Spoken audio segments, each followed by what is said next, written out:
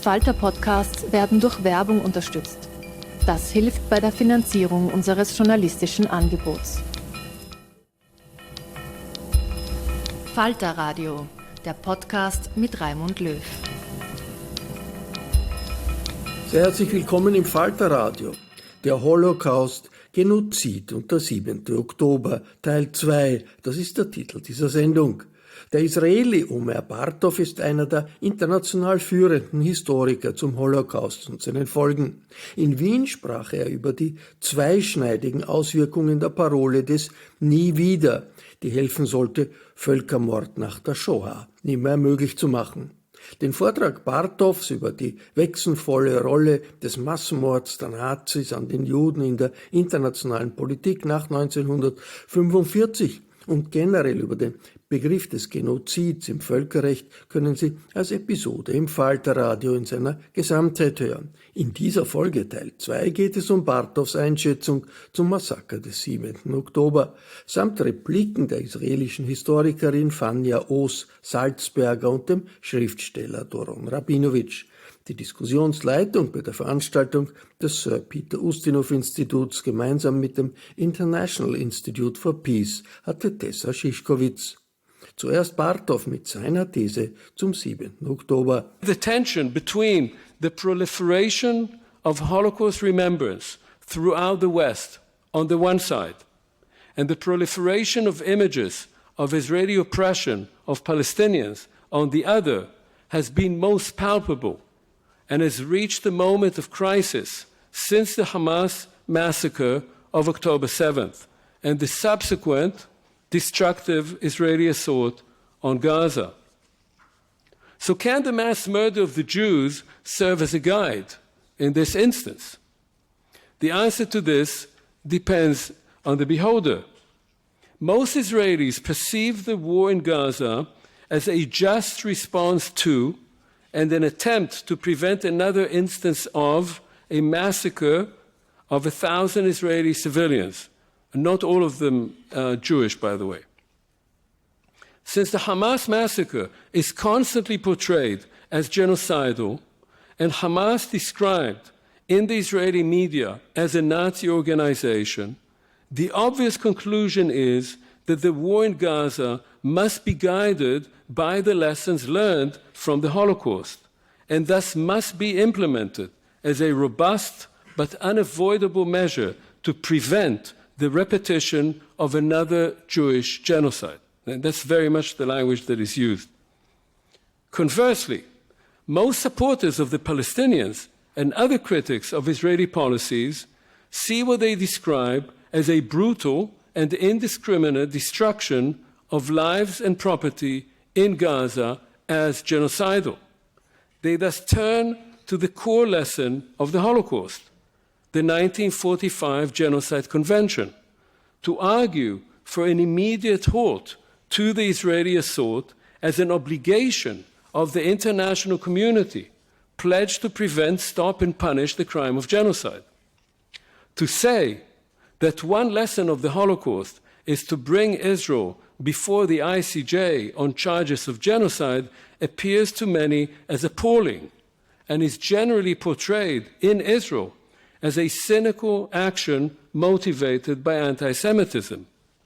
Conversely, others argue that silence and inaction by the international community will expose the impotence of the very edifice of international humanitarian law that was put into place in the wake of the Holocaust. Bartov bezieht sich gegen Ende seines Vortrags auf die Einwände gegen die Völkerrechtsklage Südafrikas gegen Israel wegen des Gazakrieges vor dem Internationalen Gerichtshof. On February 14, 2024, the notoriously liberal Van Leer Institute in Jerusalem hosted a symposium titled The Hague, Gaza, Us and the World. Just a telling title. The keynote speech was delivered by Professor Eyal Benvenisti, the Wellwell Professor of International Law in Cambridge University and Director of the Lauterpacht Center for International Law. Now, some of you may know that Herr Lauterpacht had defined the term crimes against humanity as the extermination of civilian populations as individual human beings. At around the same time, Raphael Lemkin, who came from a similar East European Jewish background, had coined the term genocide as the intent to destroy ethnic, national, or religious groups as such. The discussion at the Van Leer Institute focused on the implications of South Africa's referral of Israel to the ICJ on suspicion of perpetrating genocide. Interestingly, despite his scholarly credentials, which are numerous, Benveniste made rather loose use of the terms genocide and anti-Semitism.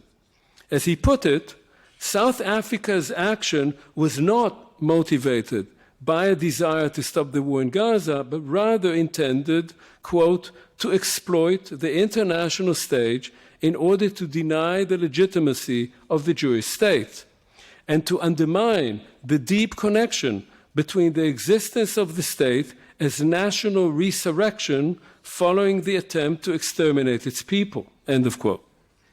For that reason, he agreed with the Israeli defense team's description of South Africa's filing as a, quote, blood libel, thereby linking it directly to the deepest wells of European anti-Semitism. Indeed, Benveniste stated unambiguously that, quote, the criticism against us is partly driven by anti-Semitic motivation, end of quote.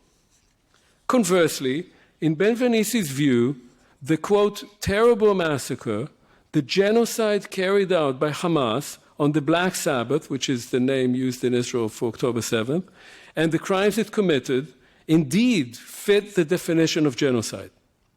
Asked about the statement in the discussion, Benveniste reiterated that to his mind, quote, people had been killed and slaughtered in a terrible manner, that's on October 7th, because they were members of a group and only for that reason. This is the definition of genocide according to the convention, end of quote. Now, I cite Benveniste's statements because they demonstrate that even among experts of the very terms in question, other factors tend to intervene when discussing issues close to their own worldview and sentiments. Benveniste provided no proof whatsoever that either South Africa or the ICJ was motivated by anti-Semitism, but simply asserted the fact to the general agreement of his almost exclusively Jewish Israeli audience. To those present, apart from one Palestinian professor of law, Reifzrek, who raised some questions about these assertions, this was obvious.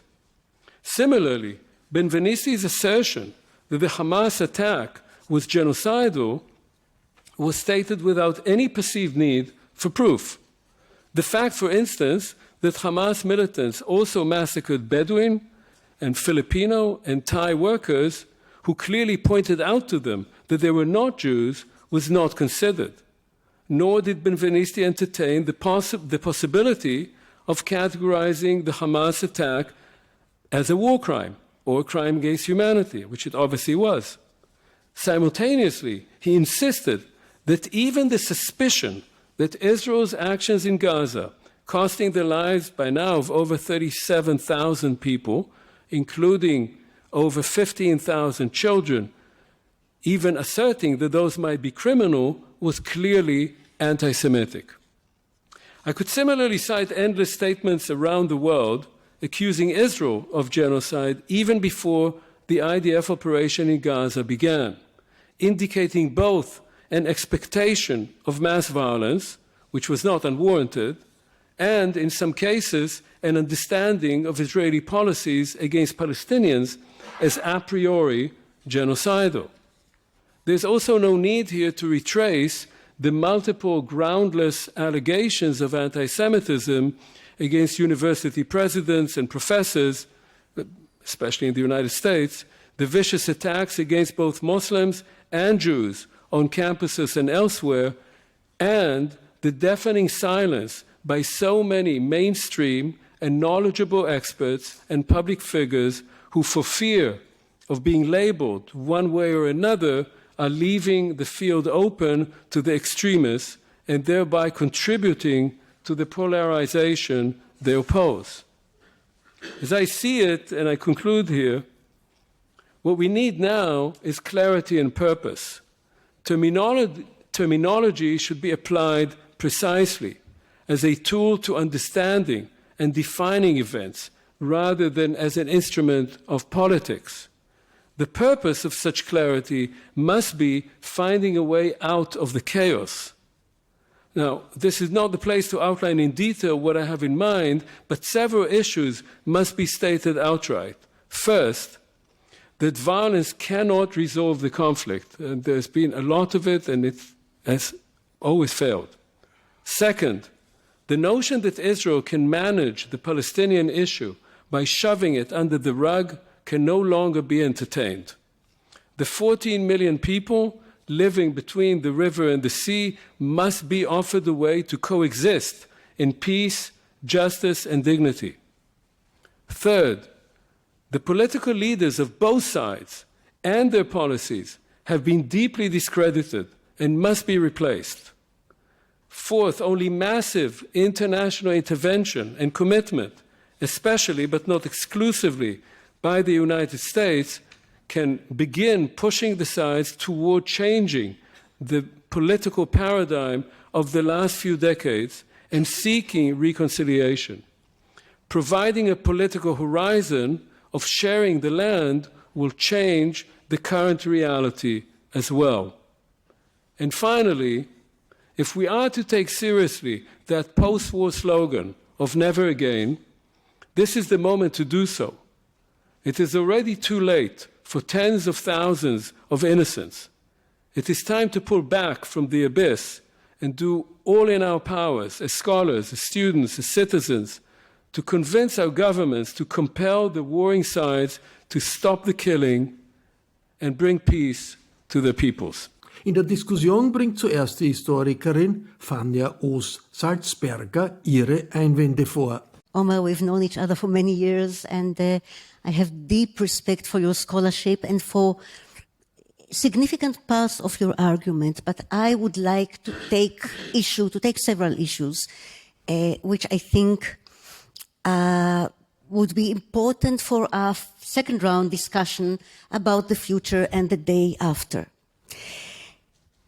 When starting with the context of the recent skyrocketing rise in the use of the terms Holocaust and genocide and never again, you named several contexts, but you did not mention the one which for me was the prime mover at this time, what you later called in passing the events of the 7th of October.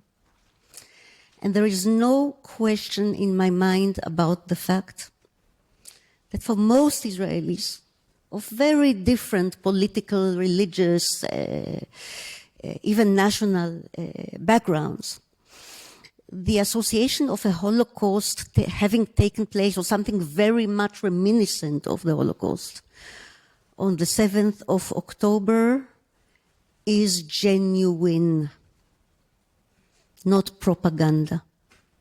Genuine. Look, I'm personally impacted. And I'm not going to pretend that I'm being cool and analytic and scientific. My friend, the artist Don Dishvaz, held his safe room door in Be'eri for 18 hours and survived. In the same kibbutz, the 75-year-old sister of my friend Tzvia was not so lucky. She was too weak to hold the inside of her door, and the Hamas freedom fighters murdered her on the floor of her own living room. In the next kibbutz, the daughter and son-in-law of my friend Ilan, whom you may know too, died defending with their bodies their young son, who did survive, badly injured, and as I hear, also badly traumatized. In the next kibbutz down the road, the sister of my friend Miri was not so lucky because she was murdered together with her son. That's what luck is about. My friend Aviva, abducted to Gaza and returned in the November deal. Her husband, Keith, still there. We don't know whether he is alive or not. When these people, the survivors, their families, the shocked circles around them, myself included, say this was like the Holocaust in their own experience. Is it my place and my role as a historian to tell them, no, you're wrong. First of all, that the Holocaust wasn't unique, and secondly, there were many other genocides, but yours wasn't a genocide, and you are just playing a victim's card. Should I really take them in this way, or should I pay the uttermost respect and attention to what these survivors or relatives or those who did not survive have to say? And both as a person and as a historian, I do not want to tell the victims that this was no Holocaust, that this was even, as has been stated here, no genocide, because what Hamas did, for a technical reason, is not genocide, is it? I think it is. They think it is. I would not tell them, no, you're wrong. You know, what happened to you is not a genocide, but what's happening in Gaza now is a genocide. I will not dare to do it either morally or historiographically. Zooming out to the part of Israeli society that I think our speaker has not given due credit, because it is a large part of Israeli society. A political minority now, but a very large one. Quite possibly a political majority come the next elections. It was not only a few faint voices that told Menachem Begin in the early 80s, do not weaponize the Holocaust in your international discourse. He's famous, if you remember, falling out with Chancellor Schmidt. There were many Israelis who said so, who said the Holocaust is not the reason for Israel, for the foundation of Israel, nor is it the key for Israel's identity. Everyone adhering to the old Zionism, labor Zionism, it had very many different shades and corners.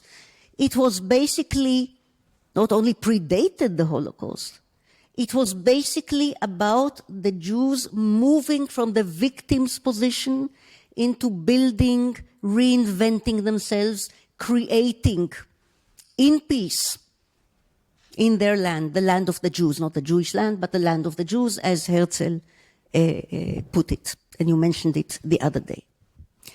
It was these people who created the first great protest movement after the 73 war and later against Begin during the first Lebanon war, and are now demonstrating against this current worst government in Israel's history, the same part of Israeli society that have said then and are saying now, we should not play the victim's card, but try to defend ourselves on the basis of international legitimacy and legality.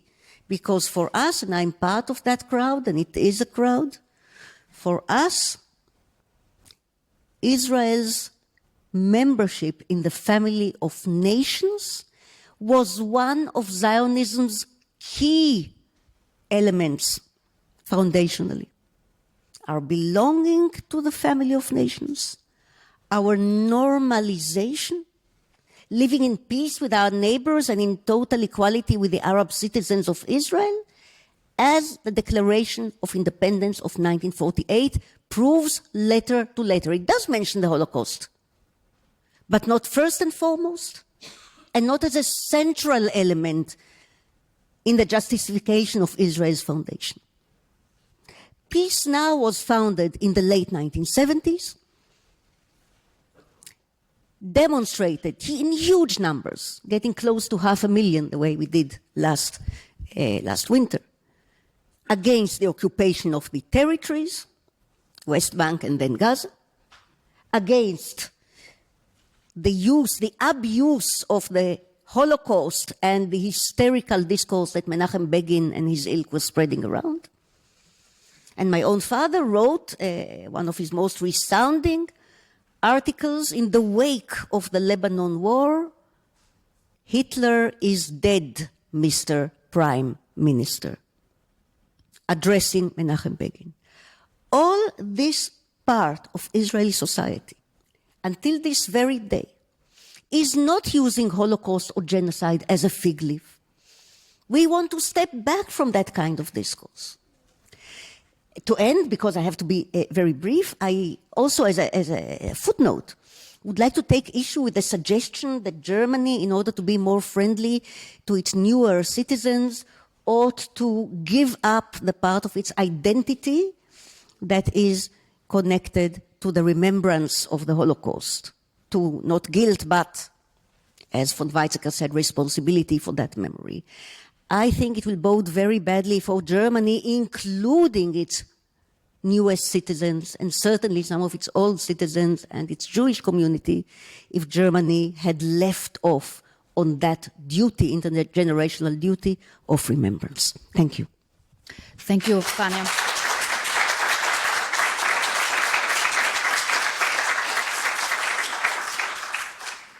I think you make a very good point, of course, that victims of such an atrocity like on October 7th, we should not tell them what they think happened to them and what re-traumatization they go through. I still wonder, Doron, if you can also give us the context if this discussion on genocide on both sides now has a place in this debate and how you would see this setting. First of all, I think both you, Omer, and you, Fania, have spoken about aspects of misuse of memory. And by the way, I have to say that it is not only, but certainly very much, misused by the right. But let's be fair and say that it's also misused sometimes by the left. And you can't think without memory. That's it. Yeah. The question is not if you have memory, but what memory you call up. And the discussion about the new anti-Semitism is always a discussion, a debate with mutual suspicion, because one side says to the other, what you say is not what you think. So the one side says, your critique of Israel is only a disguise of your anti-Semitism. And the other side says, well, your attack against the critique is only a legitimation of Israel. And very often both sides are right. But I ask myself, does it really need the Shoah?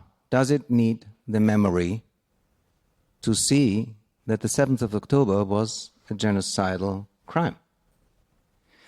Would have another state, let's say Argentina or Venezuela or Thailand, have said, no, that's nothing like genocide. We didn't have that till now, so it can't be.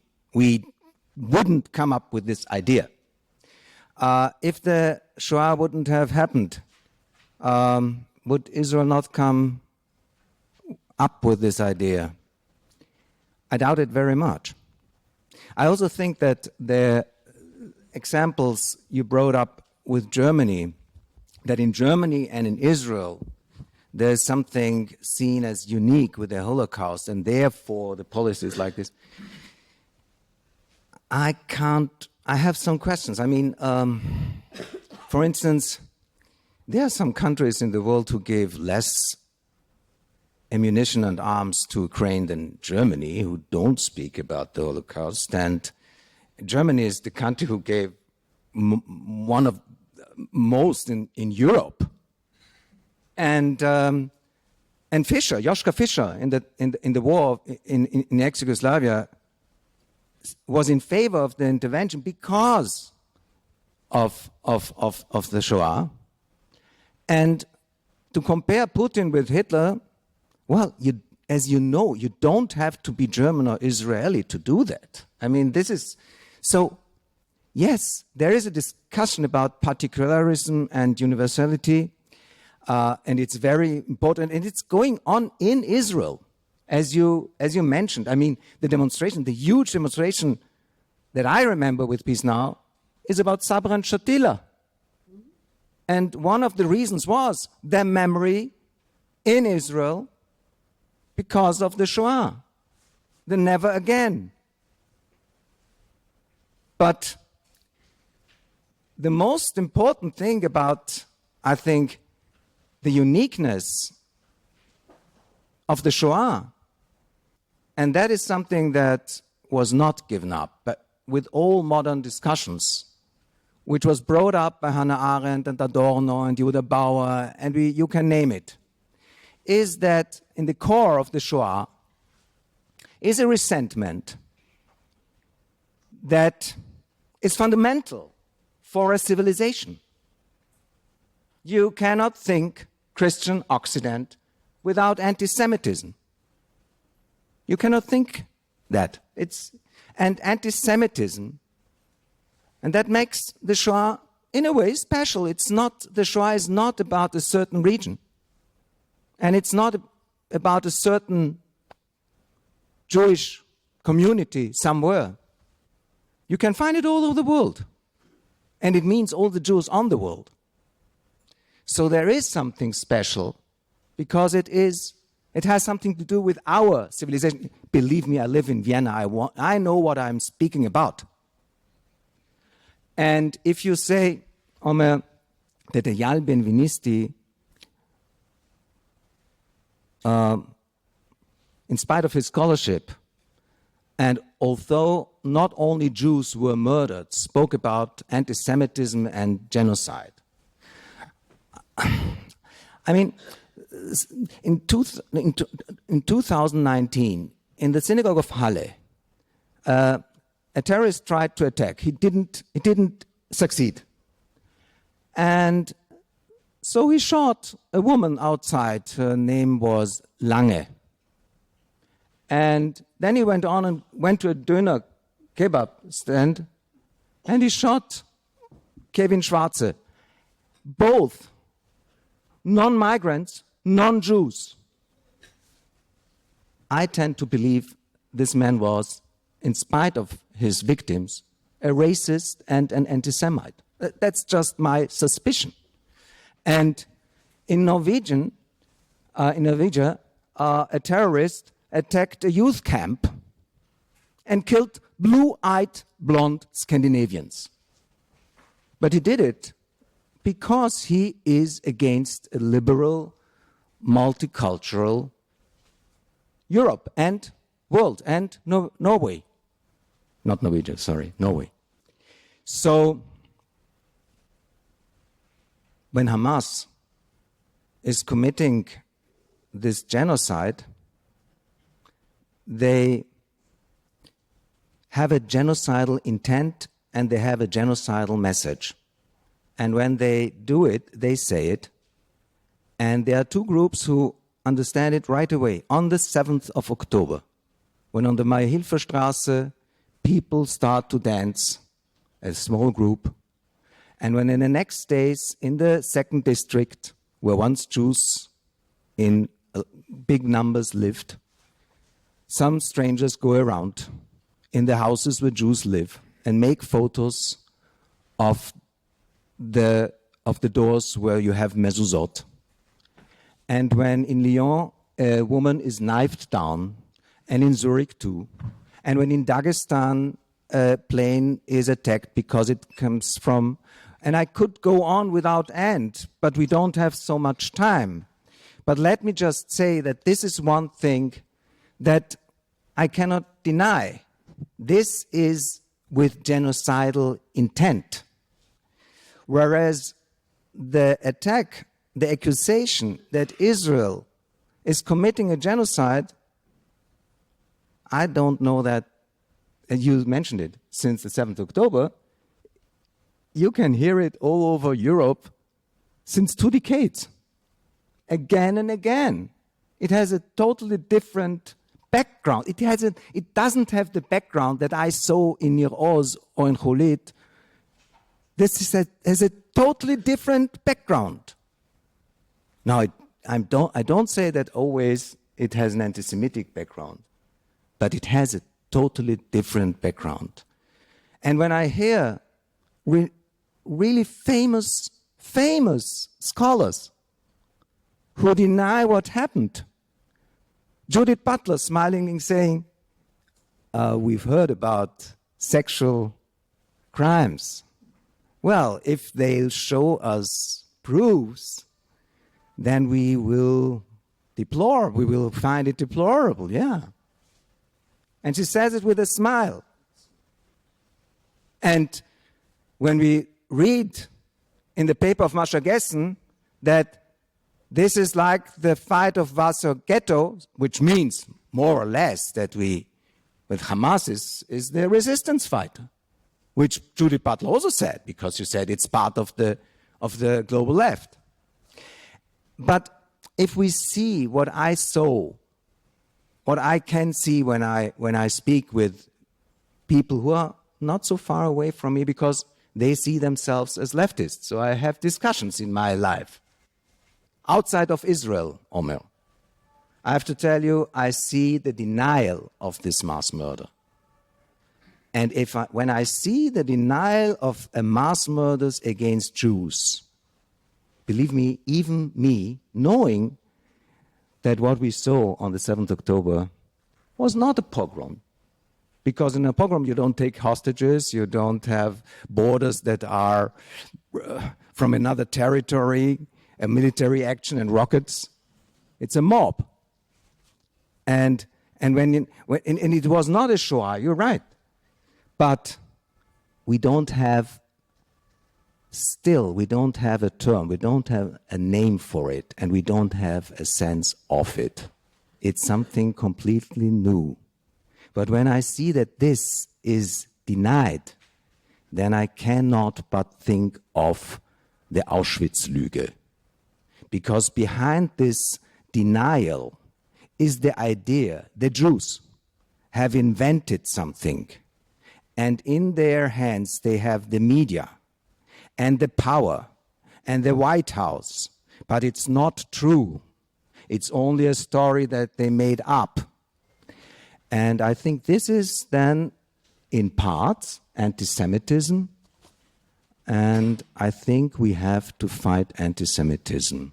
Also, the fight against anti-Semitism is misused very often by the Israeli right and by the Israeli government and by the Israeli right extreme. But for me, as a Jew in Vienna, there is no other choice but to fight anti-Semitism. Thank you. The use of certain terms, of course, as trigger words also are very problematic and complicated. I think in Austria and in Germany, that's why we are hesitant to use the term genocide. We haven't recovered from the last one that actually my ancestors committed. So it is a much different setting here to talk about genocide than in other places, I think. And it's also very careful for us. We are very careful to use this term. Also, similarly, the question of responsibility, it is maybe easy for people to say the Germans or the Austrians in any case were not so strong for a long time on accepting the responsibility also for the Holocaust. But it's easy to say, okay, enough with this. But I think it's very important, of course, also for our history to not forget how quickly it goes that you reach the bottom of the abyss of human tragedy and be responsible for it. But Omer, you have patiently listened also to Fania and Doron now in response to your speech. So I would like to invite you. You noted also down some notes, maybe just to generally respond now on these questions that they raised. In part, what in different ways the two of you said made the point that I was making. So in some ways, you know, the way you responded pointed out the problem that I'm trying to speak about. So let me just articulate that a bit more. What happened on October 7th was a massacre, was a war crime, was a crime against humanity, and could likely be associated with genocide if you connect it to the Charter of Hamas, which is the genocidal charter. So there's no question about that. To link it to the Holocaust, obviously when people say that it felt to them or what they experienced was like the Holocaust, you have to ask yourself, what does that mean? You can, of course, say, I'm not going to argue with them. You know, they say it's like the Holocaust. That's how they felt. That's the end of it, right? But I think that our role is to think, where does that come from? And I think that it comes from, for most people who experience that horror, from certain images that they had internalized. They've not been to the Holocaust. They don't actually often know much about the Holocaust. So where they got this set of images, where that horror, when they want to say that something was horrific, they refer to the Holocaust.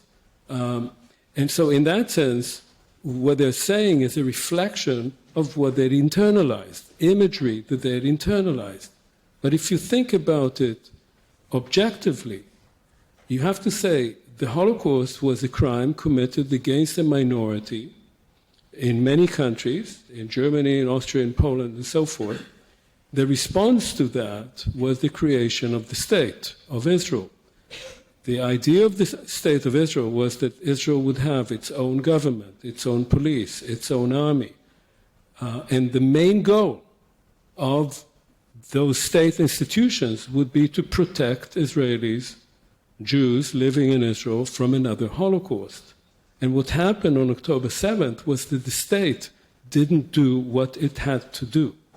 It takes 90 minutes to drive from Tel Aviv to Be'eri. It took the army 8 hours to get there.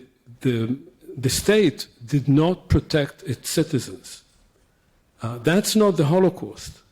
The Holocaust would have been had the Jews been a minority, say, in a Hamas-led state, in a fundamentalist state, and then they had attacked that Jewish minority. That would have been akin to the Holocaust. This was something else. To say that this is the Holocaust is like saying that 9/11 was like the Holocaust. The state and many Israelis feel very deeply about that, and that's one main cause of the deep sense of insecurity. The state did not deliver security. Now, let's take one step further. If we say that the people who experienced that say it was like the Holocaust, and we have to accept what they say, I would certainly not argue with people I know, and I know people who had been deeply hurt by October 7th. If they say it was like the Holocaust, I'm not going to argue with them. But what do we do with something else that neither of you referred to? What do we do with the fact that since October 7th until today, tens of thousands of civilians have been killed, 15,000 children have been killed?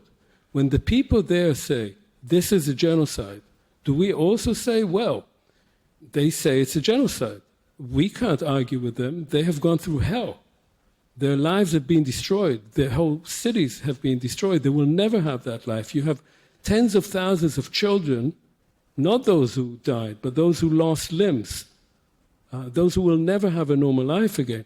And they and their parents say, how can you say that this is not a genocide? If this is not a genocide, what is? And we said, no, that's not a genocide. That's, let's look at the law. It doesn't look like genocide to me.